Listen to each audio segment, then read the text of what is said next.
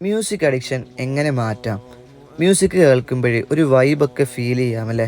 എന്നാൽ അത് റബ്ബിൻ്റെ സ്മരണയിൽ നിന്ന് അകറ്റുന്ന ഒന്നാണെന്ന് ആദ്യം മനസ്സിലാക്കുക. ഓരോ മ്യൂസിക് കേൾക്കുമ്പോഴും റബ്ബ് തന്ന കേൾവി എന്ന അനുഗ്രഹം കൊണ്ട് നന്ദി കേട് കാണിക്കുകയാണെന്ന് മനസ്സിലാക്കാം. മ്യൂസിക്കിനേക്കാൾ റിയൽ വൈബ് തരുന്ന ഒന്നാണ് ഖുർആൻ പാരായണം കേൾക്കുന്നത്. അള്ളാഹ് എന്താ പറയുന്നത് അറിയോ? വ ഇദാ ഖുരിഅൽ ഖുർആനു ഫസ്തമിഉ ലഹു വ അൻസിതു ലഅല്ലക്കും തുർഹമൂൻ. ഖുർആൻ പാരായണം ചെയ്യപ്പെട്ടാൽ നിങ്ങളത് ശ്രദ്ധിച്ച് കേൾക്കുകയും നിശബ്ദത പാലിക്കുകയും ചെയ്യുക. നിങ്ങൾക്ക് കാരുണ്യം ലഭിച്ചേക്കാം. വല്ലാത്തൊരു കുളിർമയല്ലേ ഹൃദയത്തിന് ഖുർആൻ പാരായണം കേൾക്കുമ്പോഴേ.